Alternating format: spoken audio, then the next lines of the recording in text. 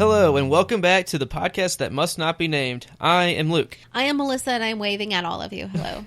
And we are here doing our 5-chap recap for the first 5 chapters of Harry Potter and the Chamber of Secrets. That includes Chapter 1, The Worst Birthday, Chapter 2, Dobby's Warning, Chapter 3, The Burrow, Chapter 4, At Flourish and Blots, and Chapter 5, The Whomping Willow. Melissa, what just happened?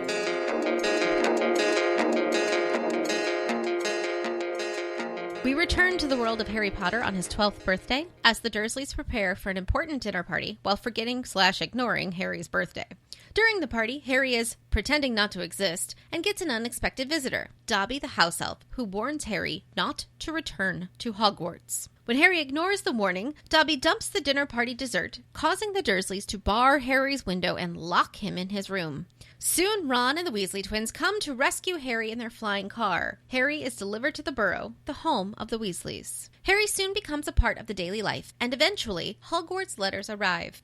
The group travels to Diagon Alley when Harry accidentally lands in Knockturn Alley and overhears some illegal bartering on the part of Lucius Malfoy, Draco's dad. He then reunites with the Weasleys and Hermione and meets Gilderoy Lockhart, the pompous author, who will soon be the new Defense Against the Dark Arts teacher. Eventually, September 1 arrives, and the Weasley gang and Harry head to King's Cross, where Harry and Ron are blocked from entering Platform 9 3/4. They decide to take the flying car to Hogwarts, but the car cannot handle the trip. It crashes into the Whomping Willow, which hits the car back. The car escapes the tree, kicks the boys out, and heads off alone. Harry and Ron are discovered by Snape and get into trouble, first with him, then with McGonagall, and finally with Dumbledore. They miss the feast, are told they have to serve detention, and are then sent to Gryffindor Tower, where everyone except Hermione thinks the flying car was amazing.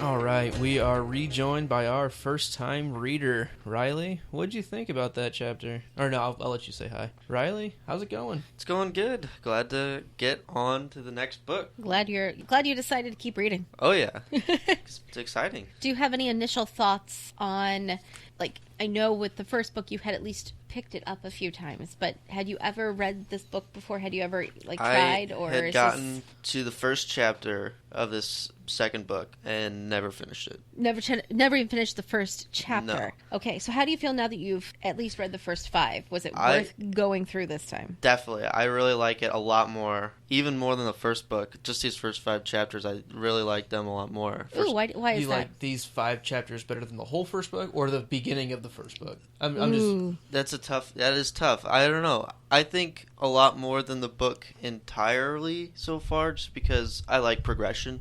So I like to see how things go. But I think it's hard to say that this beginning's better than the first one, because honestly they're really similar. So it gets... They hit all the same points. They do. So it's sort of repetitive-ish, but it's still new and it's still interesting. So I think they're both pretty similar, but I like to see stories progress, so I'm having a lot of fun. Good. Yeah. So going through these 5 chapters, what really stood out to you? That you maybe didn't expect, or that you thought was really, really interesting? Well, in the first chapter particularly, I really liked that Harry hadn't told the Dursleys that he couldn't do magic, because that's his only line of defense, is this facade that he's oh, I'm a scary wizard now, you're afraid of me. So I think it's really interesting that he never told them that. I never expected that. I figured that we'd pick up and he'd, kind of how he ends up in the next chapters, just being locked away. But they were kind of afraid of him and give him a little bit more power this time. Sure. Yeah, I mean, especially when you see him say, hocus pocus, jiggery pokery, or even, what does he say to Dudley and he falls off the chair? Or was that book 1 that I'm thinking of? What's the magic word? Yeah, and he meant please. Right. But, he falls off his chair. Come on. Just shows how clever he is. Yeah, he didn't even mean... do you think he intended for that at all? No, not that specific. But when he sees him outside on Harry's birthday and Dudley's giving him a hard time that, your friends won't even write you at your freak school or whatever he calls it. So funny. Yeah, that was another standout. I mean, like I said earlier, the beginning was kind of similar. We are introduced that Harry is such a terrible time in the beginning of the story. Just kind of the same, aside from the first chapter where he's not really a boy yet, he's just a baby. But of the first book. Sure. But in these first chapters, it's like, oh, we feel sad for Harry. He's in such a bad place. Like, he doesn't get treated well, which I'm not downplaying that at all. It was just I kind of already got it, but I'm also familiar with it, so it's still not too new. But You think it was kind of hit over the head a little too much? I think maybe, so. In the second book, where they're reiterating all that stuff which we already learned. I do, but I also understand why, because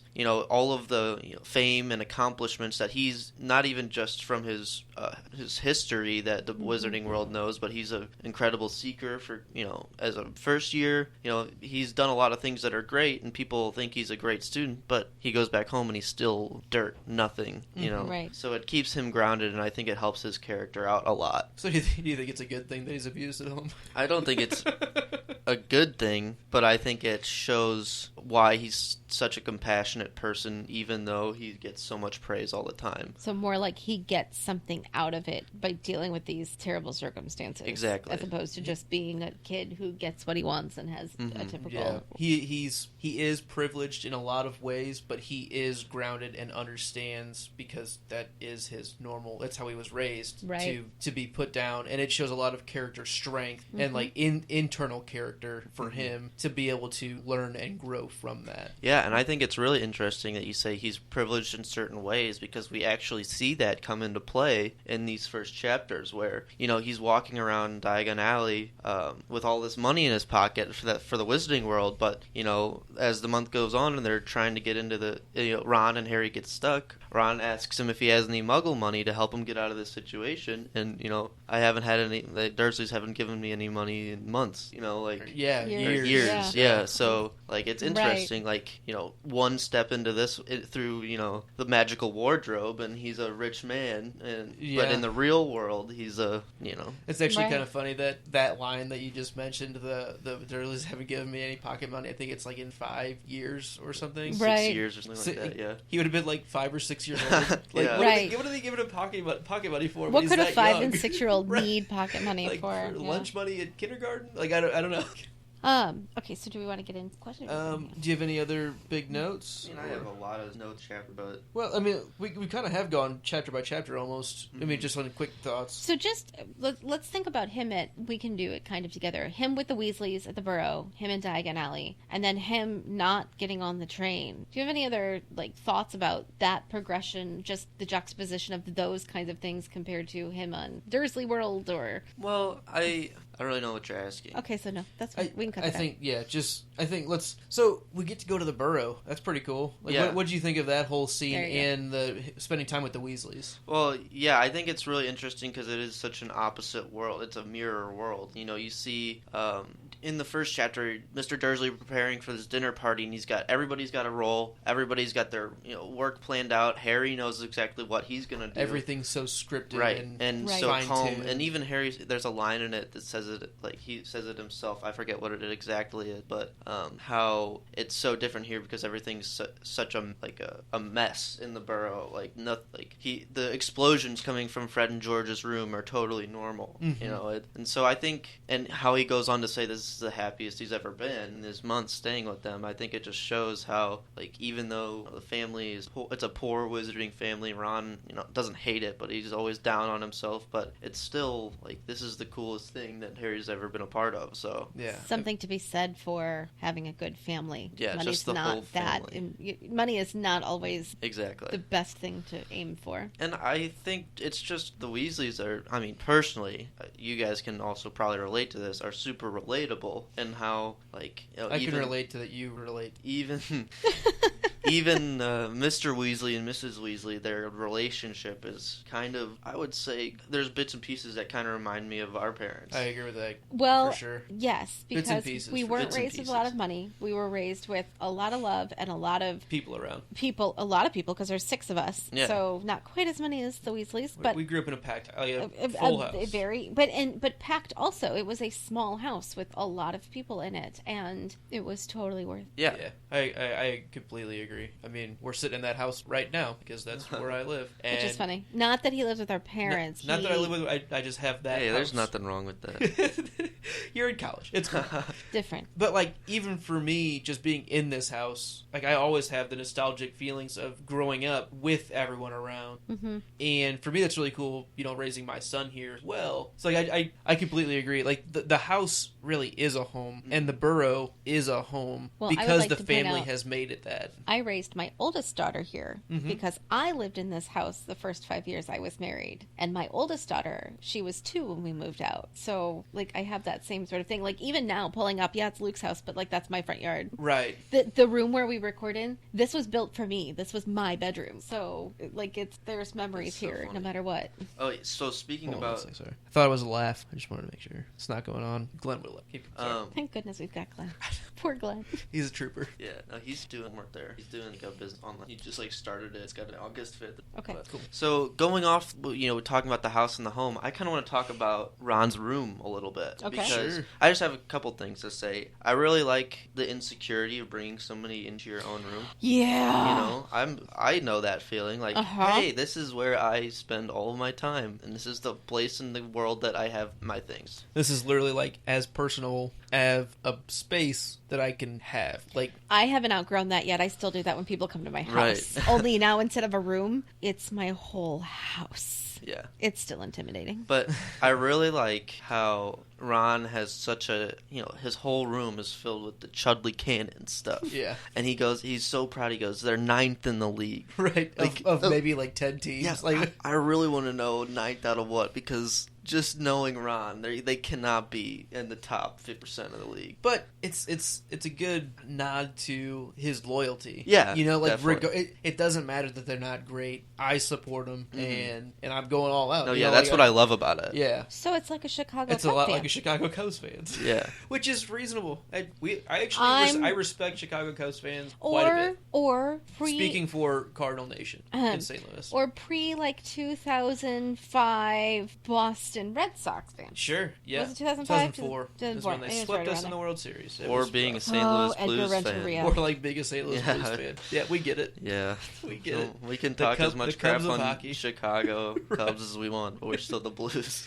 Yep. But No, well. I agree. I mean, and yeah, we're just as passionate even when, you know, they're not that great. Yeah. Which happens. And I think that's why I liked that part so much. And also a really small part of in his room that Harry noticed was I want you guys to tell me what you think these look like. A pack of self-shuffling playing, yeah. because I couldn't even imagine.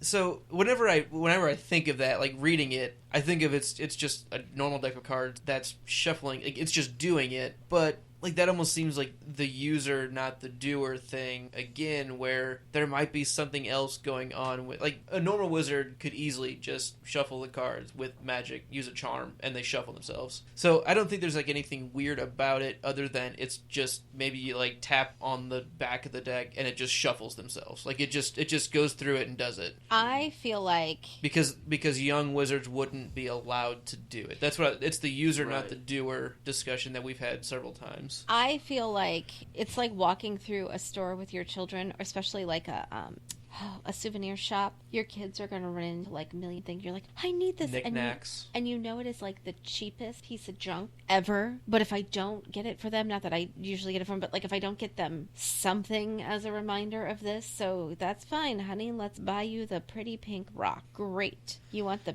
pretty pink rock. Oh, you need another stuffed animal or whatever it is that they like run into in the Uh-huh. store. That's what that feels like to me. This feels like a knickknack at, at yes. some kind of souvenir shop. I get or- that. Yes. Yeah. And that's something that Mr. Weasley could probably afford, you know. Right, like not a very expensive knickknack. Like, yeah, I agree. Yeah. But yeah, I mean, I think that's pretty reasonable. I just- It's a good pickup, though. Yeah, I It's- just thought it was an interesting thing that kind of stuck with me. yeah, I like the magical objects that J.K. I've Mm-hmm. picks out. started to and- notice it a little bit more. I don't know if it's put in more into this book because she's had more time to flesh out the world, and she doesn't need to flesh out the world. She can put in things I think she did it quite a bit in book 1, but I think there was a lot more going on. story creation, like world creation, that she They had were to worry bigger. about. Right. Yeah, it was big things where now we can actually start getting into the small everyday items, and it's just, it doesn't feel so, if you do that all at the beginning, it just feels like too much. Right. Where this is, padding things that are already there and just gives more depth. So, do you have anything else at the Burrow? If not, we can cut that. And I'll just. Do you want to do anything about the Hogwarts, about not getting on platform 9 1/4? Or did you have anything for Diagon Alley? I didn't really have much. Just like I noticed. Did you want to talk about the fight at all? Oh yeah, that earned points. Okay. So, alright. So after we left the borough, we went to Diagon Alley, and we went through the whole Nocturne Alley thing, and then, they're at the bookstore. What'd you think about Arthur Weasley getting into a little spat with Mr. Malfoy? Well, I loved it, because right off the bat, I've already loved Mr. Weasley, just kind of the way he's just a goofy guy. Like, when I'll talk about it later, but he has my favorite line, and he doesn't take any crap from Malfoy. And I love that he calls Lucius Malfoy, like Ron and Harry called Draco Malfoy. It's just it's like that childhood. It's like the schoolyard spat that like it's like these grown men that just like act like children. Well, because they're plus, the same level at that point. Like if you were called by your last name in high school, you're going to be called by that name 30 years from now when you run into those guys from high school. Right, like my buddy Decker. We always call him Decker. Call him by his first name. It's kind of weird. Right. Whereas eventually he might have kids who in high school will be called by the last name. Right. Or if you're hanging out with like them and their brothers, or like it's like weird to call my buddy Decker when his brother's right there because they both look over and they're like, we have a family friend like that, and then it's like we say we talk to him, and then like there's his wife who I just call Amy. Yeah. Like and then she's calling him Matt, and we're calling him by his last name, and I'm like, see, those are not the same people. Oh, another thing. We're in Diagon Alley, and so are Hermione's parents. Yeah. Cool, right? I was not expecting that. And I don't think that's talked about enough. I know we didn't really. I don't think we talked about it. I'm surprised that not every witch and wizard weren't turning their heads looking at it. Or there wasn't something written about it. I mean, it can't be that uncommon. For how many Muggle-born wizards and witches there has to be, because not everyone has Hagrid coming to pick them up to take them to Diagon. Right. That's a very rare thing. I don't think there is the Hogwarts liaison service where any non-magic family has a person show up and say, I'm going to explain everything, and now we're going to go shopping. Like, they might get some more information that apparently Harry didn't get because Hagrid's unreliable, but... Hagrid Book 1. Hagrid Book 1, but... that hashtag Hagrid Book 1. But, like, there has to be more Muggle parents walking their children around because there aren't other people that can do it for them. Unless you're Harry Potter. The Harry Potter. Yeah, and I mean, there obviously wouldn't be a liaison service or something like that because there are, I mean... We've only seen one, but there are obviously families that would kick back and be upset about servicing, Muggle families. The Malfoys would go and raise a fit about why are we serving these people. Like, it still seems like even though the majority probably would root for Muggles and Muggleborns, there's still some divide. The overall sentiment of Hogwarts is that all magical individuals should have the opportunity to learn. Yes. And that even though the pure... Well, we can't even get into that because that's spoilers for 2 chapters from now. But even though the Malfoy-type families who don't seem to respect Muggles and Muggle parents, they are a minority, and they know that they have to keep that mostly under wraps because the overall sentiment, I think, is relatable to the overall Hogwarts sentiment. Okay, that's just what I kind of got from the first 2 chapters. You want to kick off anything for the flying car? Nah, I'm good. I got the question. Layla wants to know if you have any cooking oil. We're almost out. He says no, sir. All right, 5 burning questions. Do you have anything for the card chapter? No, I just said, like, the invisibility booster. Like, are you serious? It's a thing. If you're going to have it changed, well, how are you going to have something that... I don't think it... Okay. All right, Riley, are you ready for your 5 burning questions? Yeah. All right, here we go. Number 1. Do J.K. Rowling's descriptions of food make you hungry? No, but they might because you asked me that. Well, that was one of Luke's questions because in chapter 1, 1, they talked about how much food Petunia was making. Right. And he was like, I'm hungry. And so that was his big question. And I'm like... huge roast and the candied violet pudding. I'm with you, Riley. I'm like, nope, just words in a book. I didn't think about it. Nope, me neither. Okay. I'm just so that just proves... I usually eat while I read those, so I'm never like... that helps. All right. Next one. So, from chapter 2, when Dobby is trying to convince Harry not to go back to Hogwarts, and Harry's like contemplating, are you kidding me? I'm supposed to be stuck here forever. Right. For you, would it be better to live your last remaining months knowing that something terrible is going to happen to you soon? Live those last few remaining months at Hogwarts and be happy, but have a very short life. Or, Like, whatever this peril is happened and you're done. So, like, you know it's going to happen. you know it's going to happen, but you know that the time leading up to it, you're going to be at Hogwarts and you can be happy. Or, would you choose to live with the Dursleys for an indefinitely And avoid whatever that's... Yes. So, I mean, knowing that Harry is supposed to belong in the wizarding world, I'd probably go Hogwarts because now he knows that this magical place is a real thing. Like, my alternative answer would be I would just wait it out because, I mean, I know things can get better and, like, I would find a way to make a good life in the Muggle world. But if I knew there was a fantastic world, then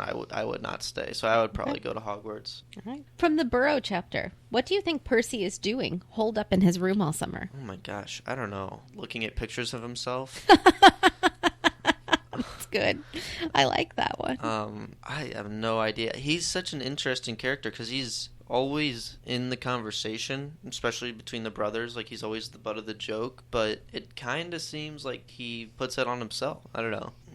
I would like to see more from Percy, so Okay. I'm hoping that happens. Do you think he's just avoiding the fame? I think Because he's always the butt of the joke? Well, I think he might be on his high horse a little bit and be like, even though Bill was a great student and was like, he's got the same kind of worry that I feel like Ron has. He wants to be as good as his brothers, his Bill and As Charlie. good as or better? probably better. But I also think that he doesn't want the Weasley family name, Percy, to whittle him down, stop him from being successful. That sounds fair. So I'm surprised he got sorted into Gryffindor then. Doesn't that seem like more of a Slytherin trait? And I don't mean that as an no, insult. yeah, I agree. Very self-serving.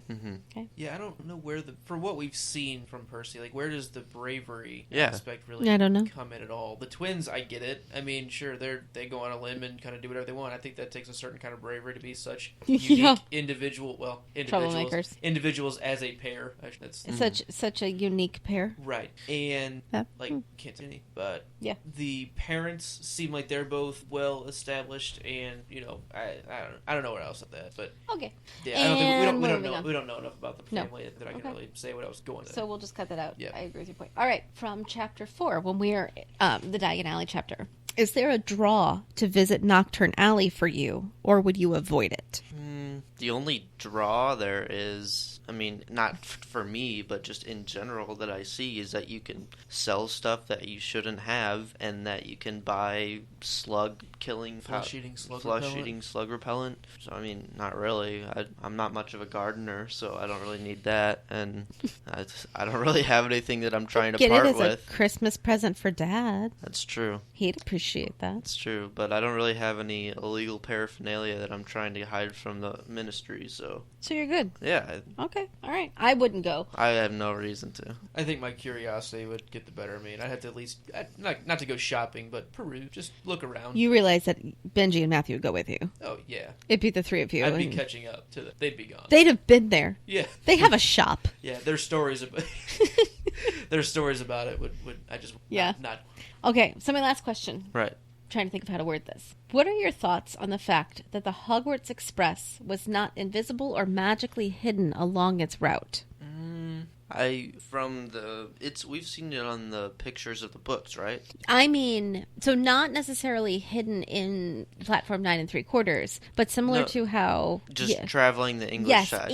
and that's how Ron and Harry followed it. They yeah. dipped down to see it. So, what are your thoughts on the fact that they could see it at all? That it wasn't like invisible along the. I just think it looks like a train. I mean, and I feel like the cloud, or if it's passing through any populated areas at all, which seems like it mostly isn't, I feel like Muggles would find a way to not see what's going on inside the train. So the exterior of the train just looks like a train, right? It's Okay. I just think it's kind of hidden in So you don't plain think it's sight. weird that there's like this train track that only gets traveled twice a year? So, no, because I don't ever pay attention to train tracks either. So I wrote this question. I think my main thing that I'm curious about is like when it leaves King's Cross Station, what happens? Because it comes from a hidden, magically invisible somehow platform in the middle of London. And then it goes on to what I'm assuming is maybe even just a regular line, line. So like what does that like would someone see it just appear like somehow on the regular track, or like once it leaves the station it's there? I think it's maybe one of those like, so there's I would say a tunnel, but like out of the building, where it's out of public view. Right, it's kind of hidden, and then the track just rolls into another track that exists, maybe. Okay. That's okay. All right, I'm buying it. Even similarly to how you enter platform 9 3/4, the train goes through a brick wall. That's a wall, and that's just in the back, and there's and then track just merges with the regular track. But Yeah. even that's hard for the other conductors to see or whatever. Yeah. Somehow, I think that's or that fair. the track is magically inserted in when it moves. Yeah. Like by the conductor, it's magically transported. And then maybe something at the far end, like once they get to close enough to where Hogwarts is, it kicks over to some other hidden track somehow. So you realize in my brain, I'm channeling my inner Gandalf from Lord of the Rings, and it's like the elven door of Moria that only shows up at like friend yes, or the door in the Hobbit that only shows up on a certain moonlight at a certain time of year. These tracks only appear on September 1st and July, and probably June 30th, or like the two. That's it. They're like timed appearances. Right. Of course, that's Tolkien. That's not Rowling, Tolkien, but also but I do like that idea. Yeah. At least from the first book, we haven't seen the train come back to the station yet either. Like at the end of the year, everybody hops on the train. End of the book. They take the train back. Yeah, because you see the Dursleys at the station. Oh, okay, right. Picking them up. The movie cuts off as they're getting on Silly the train. movie. Yeah. We're not going home. Not really. Ugh. I mean, I love the movie. It was great. Really. All right. This is why I do books. Okay, so Bradley, what in those 5 chapters? What was your favorite line? My favorite line, like I said earlier, was spoken by Mr. Weasley in The Burrow, Chapter 3. And it was after Mrs. Weasley screams at the boys for flying. She says, "Your boys flew that car to Harry's and back last night," or whatever. Mm-hmm. And Mr. Weasley responds with, "Did you really? Did it go all right?" Just instantly, just so curious about. He's so curious about how it went. He's so into. Like he's such a goofy guy. So passionate about his hobby or work. Yeah, and he's not aggressive enough, or knows his relationship with his wife well enough that he hasn't flown the car yet because he's not supposed to. But once he finds out that somebody did, he's kind of really intrigued by it.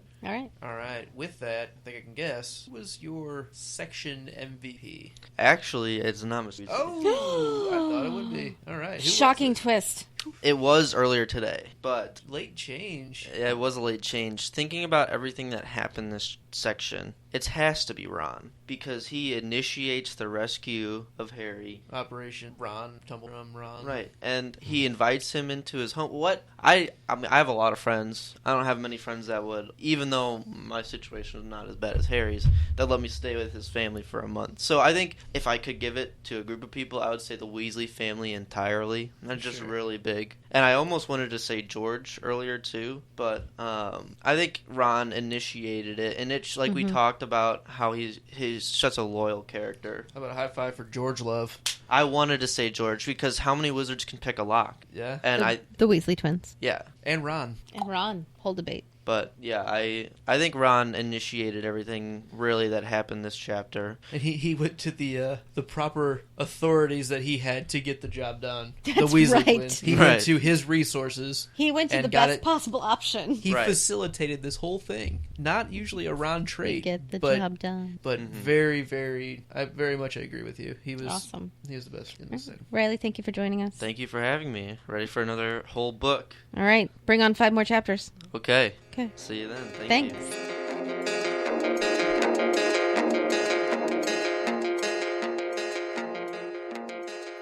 Listeners, we love that you have joined us each week for the podcast that must not be named. If you are a Game of Thrones fan, or you have read A Song of Ice and Fire, can I strongly recommend the podcast that drinks and knows, hosted by our very own Luke, our brother Ben, and their friend Glenn, along with a plethora of guests who come in each week to discuss that week's Game of Thrones episode. They're funny, they're smart, they're loud, they last a very fun time, they drink a lot, but they know even more. I love listening to them every week, and I know you will too. So join us every Monday on Twitch. You can follow along live, or you can, like I do, stream later after I watch the episode and listen to it on iTunes, on Stitcher. You can find it on YouTube. It is the podcast that drinks and knows. They like to say they drink a lot and know a little. I think they drink a lot and they know even more.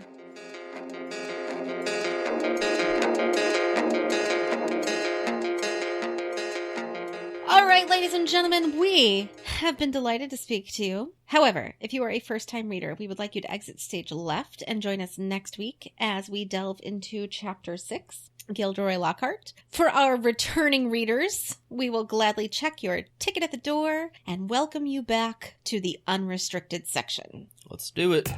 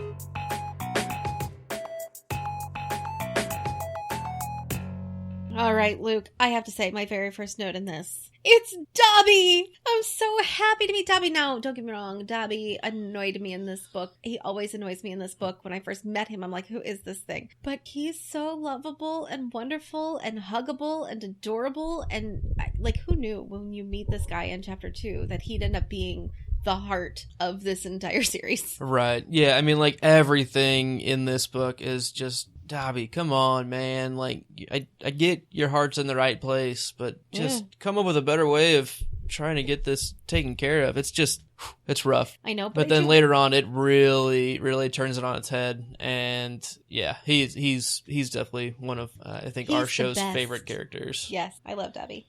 So, Dobby says that he has known about the plot of some sort of evilness happening at Hogwarts for months. So at exactly what point in the timeline prior to Dobby's arrival at Privet Drive does Lucius Malfoy decide to stick Riddle's old diary somewhere at Hogwarts, thus wreaking the havoc? And how does Dobby find out about it? So was this, like, after Harry defeated Voldemort? Was it last year, after he defeated him last year? At the end of year one, he defeated Voldemort with the death of Quirrell. Is it all of the letters from Draco being sent home? Oh, Harry this, and oh, Harry this, and he just did it to, I don't know, shut up Draco to help his kid out? You know what I mean? Like, it was like, oh, son, that's fine. Here, I will start a dastardly plot for you. Thanks, Dad! Like, what are your thoughts on why Dobby knows, and when did this get determined? Yeah, it's kind of tough because, like, do you think Mr. Malfoy really intends, like, is that his major plot? Is that the plot that Dobby's talking about, or is there potentially something else? Like, he knows that the diary that I guess they would have to understand has some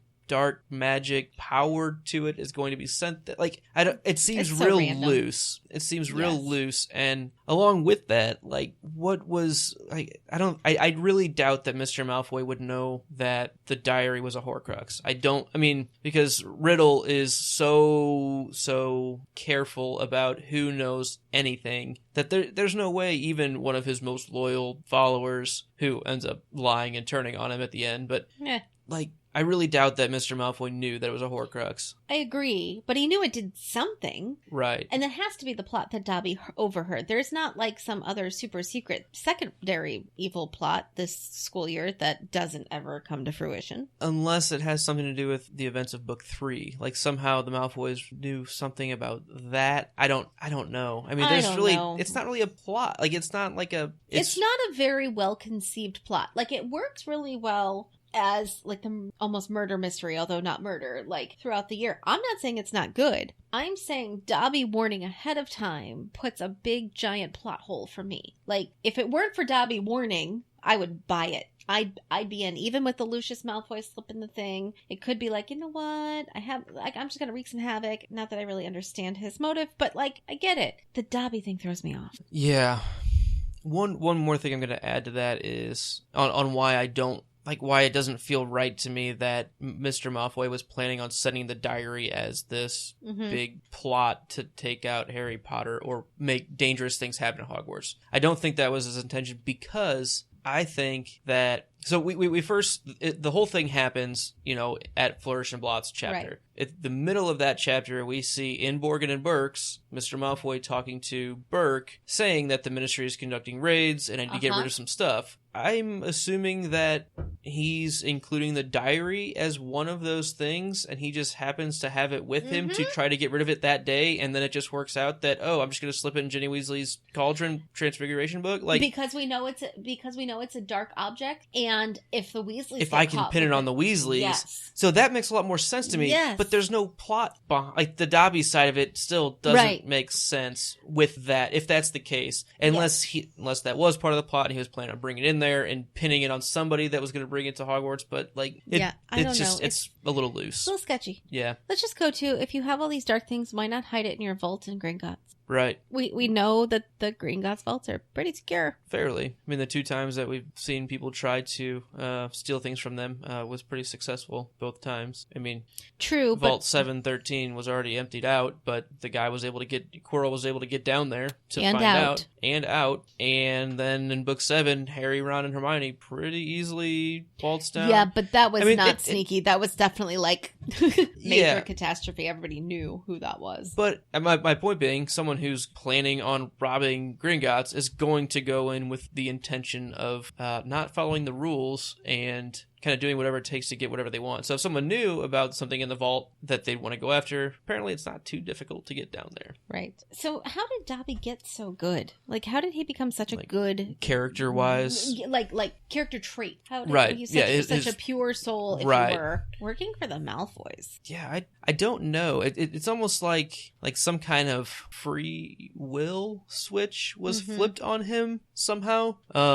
Because like every other house elf we see feels bound and is okay with feeling bound to their owners. And like from the get-go, he clearly is kind of his own free spirit, where we don't see that from any other elf at all. Like, true. Like Winky, I mean, even though she was a freed elf, she loathed her life. Yes. She hated every bit about not being a subservient, servant. And even, like, Creature, like, yeah, he ends up being on good terms with Harry, but that's because he ends up respecting him and is okay with taking orders from him. It's still a master and owner, owned relationship, but he respects him, so he goes along. So there's still no, like, free will, wanting to be free. Right. And this is, I'm gonna put my crackpot hat on. Here we go. It's not a fully fledged idea, but like, what if like somehow Dumbledore had contact with Dobby sometime in the past, and somehow kind of showed him that, hey, you can kind of be your own being or creature. I guess they're beings, right? I don't know. Yeah, we'll have to look into that. It's kind of hard to tell. but somehow got to him because he knew that the Malfoys were maybe a weak link in the armor of Voldemort's group. At least Malfoy, like Draco, Maybe ends up being. I think you're putting too much credit on Dumbledore knowing. Do you know what I mean? Oh, now I'm putting too much credit on Dumbledore knowing stuff. I do. Where I don't think he's such a puppet master, but I mean, I do, but I don't think taking into account the influence of house elves is going to be something that Dumbledore can foresee, is my point.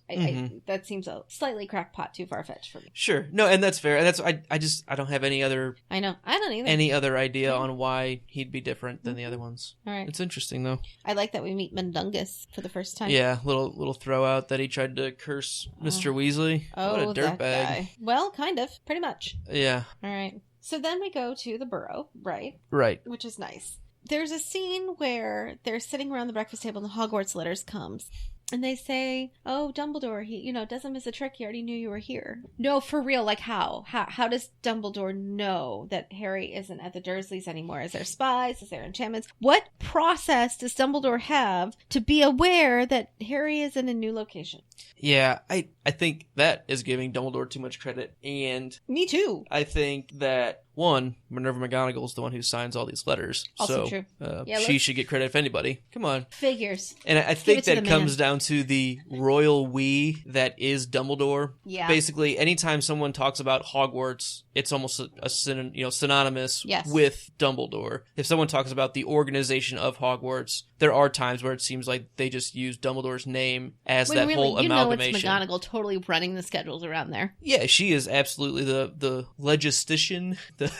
She More handles power the to you, logistics and the administrative duties, where Dumbledore's kind of a figurehead, which he's good at. And I also think this ties back to our owls thing, where exactly. I think you could just put Harry's name on it, and owls there's some sort of thing with Owl Post that it just magically puts the address where that person is for the owl to take it. I think it has nothing to do with the addresser. I agree. I think the Owl Post magic itself knows where the receiver is, and it's almost like it has self-addressing envelopes once it reaches that destination. Yes. So like whenever they get to the hut on the rock in the sea, it addresses itself once the owl finds whoever it's going to, or the Railview Hotel. Wherever they end up being, the Owl Post magic self-addresses the envelope. I really like that theory. That's a fun one. Pretty interesting. All right. Keep going, and then I'll do just all of mine in a block. Okay. Well, this is just a good spot for gnomes, is my only point. But we've kind of already jumped around, because we went to Flourish and Blotts chapter, talk about Malfoys and all that. All right. So let's talk about Floo powder. Let's talk about Floo powder. I agree with Harry. The Floo powder is not like the most fun way to travel, but is that similar to apparition? With the mindset of destination, deliberation, determination. Only whereas I look at apparition as like driving your individual car that you need a license for, and I look, so maybe then is Floo powder the subway system that has particular stops that you get off the train at the grates almost. Yeah, I think that's pretty fair. I think all of we'll group it under teleportation magic. Yes. So that would include apparition, that would include Floo powder, that would include port keys. I think they're all the same magic. Yes. Where Floo powder is, it's almost like you're taking the port key idea and just determining your destination right then and there, but you don't have the license to do. It's almost like what we talked about, the difference between the doer of the magic and the user of the magic. Exactly. Yeah. Like you're not quite to the level where you can perform the magic yourself, so you're using this aid in the form of Floo powder to do the same to use the magic but not perform the magic. Because the Floo powder has already been magicked for right. you. Just like a port key has already been magicked for you. Exactly. And that is a one destination tool, almost like a ski lift. Like it just goes up and it goes back. Well, I've also been thinking about it. To me, a port key, even more than a ski lift, is like a chartered bus.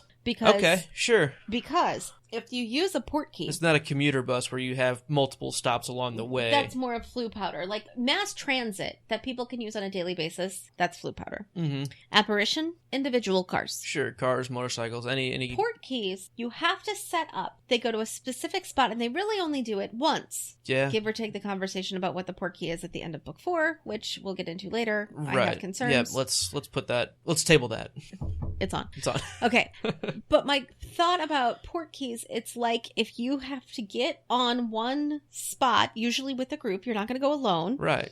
And then you But it doesn't matter how many people are there. No, you just then go to one destination. You don't stop at a bunch of other stops on the way. You go from here to there, but you only do it once. It's not like you can come back and do that same one the next day because it has to be remagicked. I'm going to throw one more almost identical situation. Flights, airplanes. I thought about that too. You think it's still different? Slightly. Because of connecting flights and things like that? No. Flights fly into hubs called airports. I feel like port keys can go, you can set them up to land or to the destination can be anywhere. It's easier if it's at a hub, like a bus station would be. But, you know, like if you're traveling with your team or you're traveling on a tour. You can go specifically to that school specific or spot. Yeah. To that specific trip. Where you would, for any airport, even if it was a small regional airport, you'd have to go there and then drive. Which, I think it's still, it's close. It's close. It's definitely worth To me, I feel like an airplane is like, and I'm going to use this word, but I don't mean it as the company, like the Uber powder.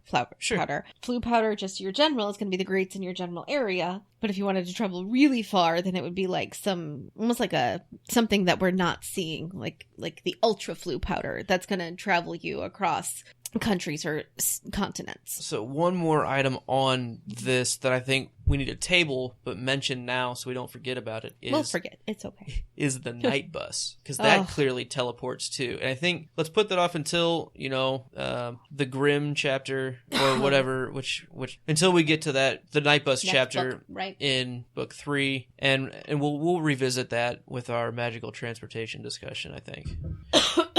Okay. So the Weasleys. Harry basically moves in with them for the second half of the summer. Mm-hmm. Here's the thing about how Harry feels about the Weasleys. I think his initial... And I'm talking about the Weasley parents, but to a lesser degree the family, but definitely the parents. I think he feels very guilty imposing himself upon the Weasleys and then later on for endangering them. And yet from the very first meeting on the platform to the very first family outing that he takes with the Weasleys to Diagon Alley, Mr. and Mrs. Weasley have always treated him just like one of their own kids. Yeah, absolutely. Like, to the point where they yell at their own kids when they're not taking care of Harry, just like you would yell at, your son if your daughter was, if your son was messing with your daughter or whatever. They feed him. They fuss over him. They talk to him. They even plan on rescuing him themselves from book 2. They parent him. When he turns 17, they give him a family heirloom from their family. Like, they're his parents. I realize they're not parents. They are his true parent figures. Yes. They are the ones raising him. I'll say it that way. That's completely fair. Yeah. And I am so happy that I think them in the school, but really parent-wise, it's just the Weasleys. Because they give him individual attention that the school can't. Because it's a school. Other than the favoritism. Well, because of the famous Harry Potter. Because right. I'll stop cutting you off. Whatever. I do the same thing. So I'm really, really happy that he had them. But I'm really sad that because he's a kid and because of his lack of life experience and just sort of the deprived life he has, he never was able to recognize what they were doing for him. Right. I mean, I know a lot of teenagers don't, they always say your mom knows nothing until you move out and you grow up and have a house and family and whatever of your own. And all of a sudden your mom is like the smartest person in the whole world, which is really true, by the way. Don't tell my mom I said that. But, living with your parents, they know nothing. Mm-hmm. You don't know what it's like. And all of a sudden you're like, oh my God, they knew everything and I'm so dumb. Like you get stupider when you're in your 20s and your parents get a lot smarter. I just wish for him that he could have found that out earlier, because I think he really could have used internally the knowledge that he had parental figures. He had them externally. He just never knew it. Right. Because from what we see, he always considers them Ron's parents. Anytime he thinks about them, it's Ron's parents and Ron's family. But I don't think they think about it that way in return. And he definitely seems to miss out on the true belonging there. But I think he feels comfortable there and he loves being there. And it feels like home. Yes. But I don't think he lets himself accept that. Right. To the point where he should. Because everyone else would accept it. I don't think he's actively recognizes it to be able to accept it. I don't think he's saying, oh, well, they're really nice to me, but I'm not good. I think he doesn't recognize it, that's what parents do. Sure. Yeah, I think that's... Yeah, I don't think he actively is saying otherwise. Okay. So my last thought. I'm going to go with one more thought here. It's very rare that the Weasley boys include the Weasley girl in their family Quidditch games. I know later on in some books there's like a Burrow Quidditch match of Harry and Hermione versus Ron and Ginny, but that's more of a friend game. But when it comes to like the boys playing, they don't really include her very much. And yet she ends up being the professional Quidditch player. Yeah, that's definitely true. I find that funny. Yeah, the only thing I'll say to that is clearly at this stage, and I'm not saying it is not the case whenever Harry's not around, but with Harry around, she can't even be in the same room. So whenever they do go play now, I'm just going to say, and it is an even number with Harry and Ron Right. and the twins. Like, what are you going to do with 5 people? I mean, I'm sure you could make it work, and they probably should ask her. But, Yeah. I mean, they do end up asking Percy in one of the later books, but he's too busy dealing with Cauldron Bottom girls, and, I'm not laughing. Continue. This is me not interrupting that.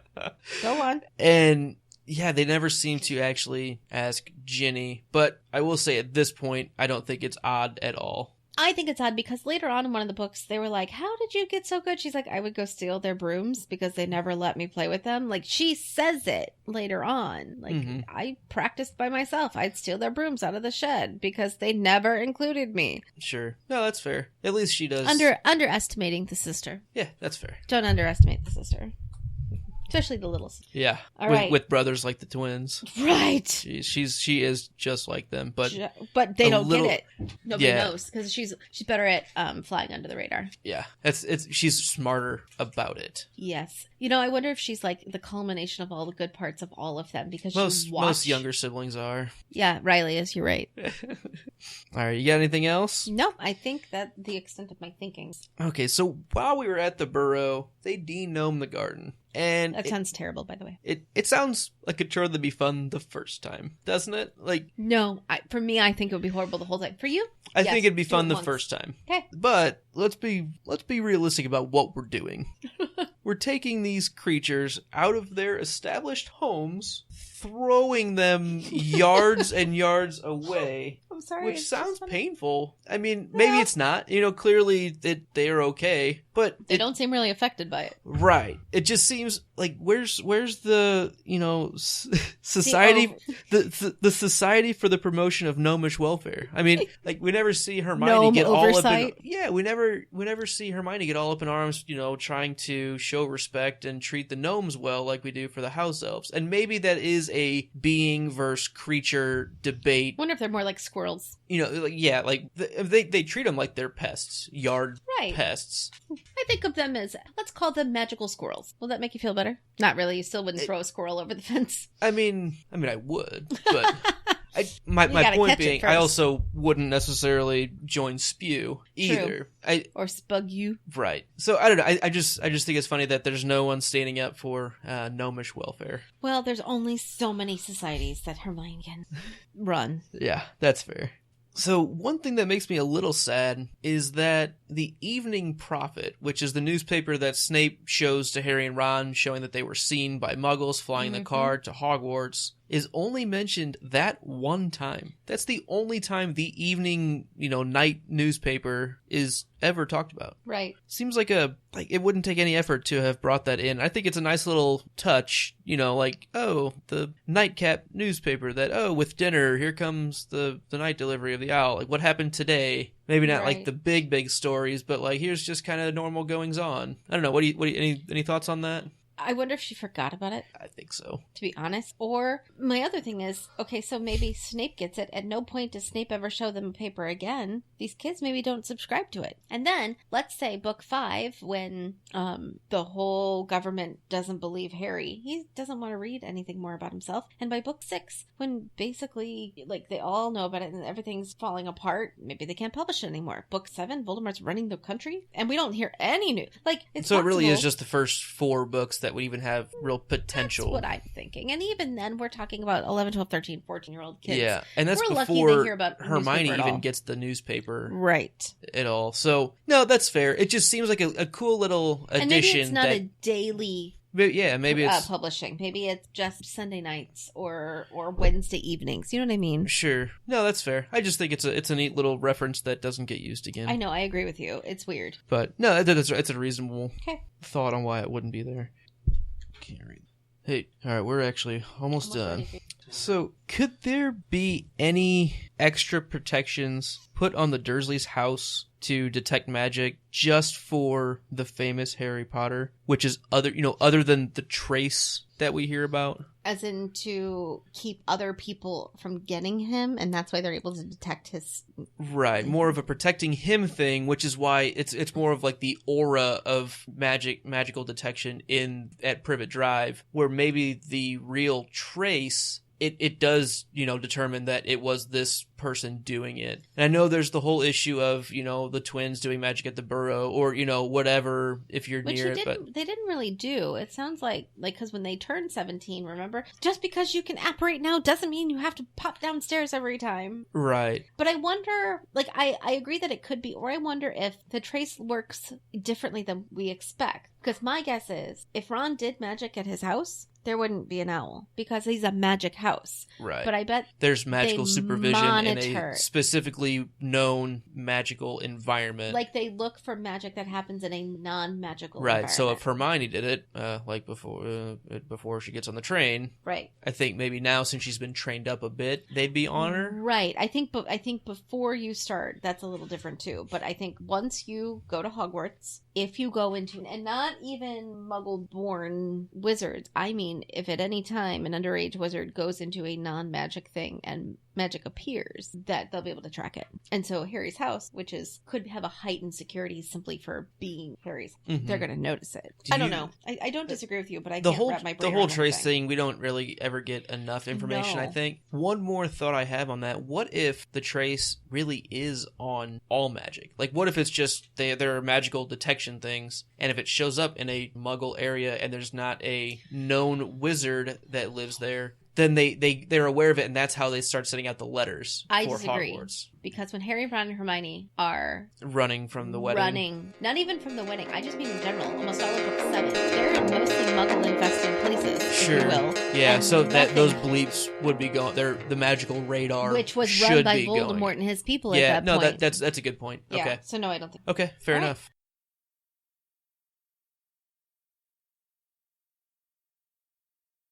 All right, ladies and gentlemen, thank you for joining us. We are going to see you next week. In the meanwhile, please follow us on Twitter at Not Named Podcast. You can email any questions or comments you have at the podcast that must not be named at gmail.com, or you can find us online at thepodcastthat.com. You can leave us a comment, ask us a question there as well. Also, find and subscribe and rate us on iTunes, Or whatever podcast catcher you use. and we'll see you next week when we discuss Chapter 6.